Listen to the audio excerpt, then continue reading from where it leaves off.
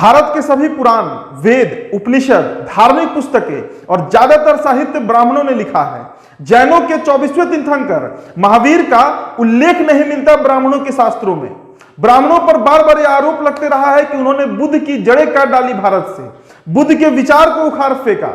कबीर की चर्चा तक नहीं मिलती किसी भी शास्त्र या पुराण में। लेकिन रैदास में कुछ बात है कि रैदास को उखाड़ा नहीं जा सका और रैदास को स्वीकार भी करना पड़ा। ब्राह्मणों के द्वारा लिखी गई संतों की स्मृतियों में रैदास सदा स्मरण किए गए हैं। हरिजन के घर पैदा होकर भी ब्राह्मणों ने स्वीकार किया, वो भी काशी के ब्राह्मणों ने। यह बात खुद में अनूठी है। रैदास में कुछ रस था, कुछ सुगंध था और रैदास अड्डा जमा कर बैठे भी तो काशी में, जहां की सबसे कम संभावना थी, जहां के पंडित पाषाण से हो चुके थे। आज उन्हीं संत रैदास की जयंती है। अब परिचय के लिए मेरा नाम उदित तारेन है और इनसाइडर लाइव में आज चर्चा संत रैदास की। संत रैदास जयंती इस साल 27 फरवरी को मनाई जा रही है, यानी आज मनाई जा रही है।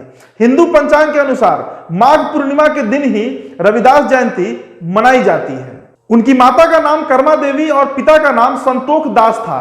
चर्मकार कुल में होने के कारण जूते बनाने को अपना पैतृक व्यवसाय उन्होंने हृदय से अपनाया था। वे पूरी लगन और परिश्रम के साथ अपना कार्य करते थे। संत रविदास बहुत ही सरल हृदय के थे और दुनिया का आडंबर छोड़कर हृदय की पवित्रता पर बल देते थे। इसके बारे में उनकी एक कहावत है, जो मन चंगा तो कठौती में गंगा, जो बहुत प्रचलित भी है। इस कहावत को जोड़कर एक कथा भी है।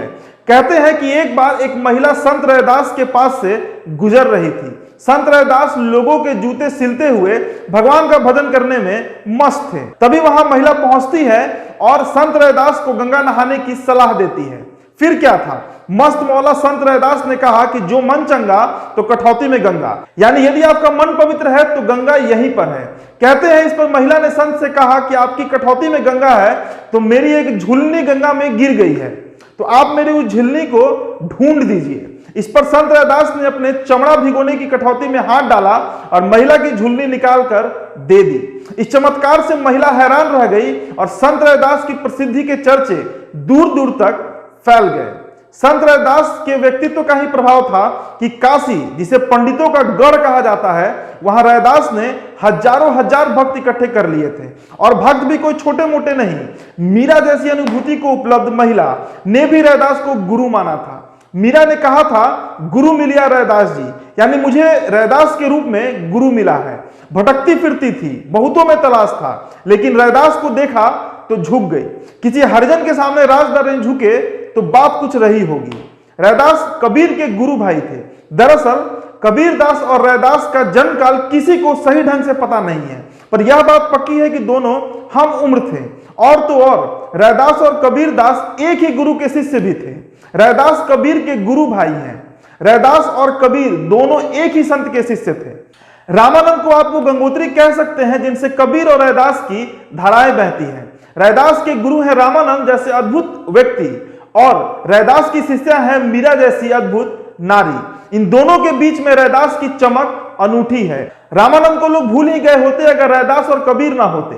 रैदास का अगर एक भी वचन ना बचता और सिर्फ मीरा का यह कथन बचता कि गुरु मिलिया रैदास जी, तो भी काफी था, क्योंकि जिसको मीरा गुरु कहे वह व्यक्ति कोई साधारण नहीं हो सकता।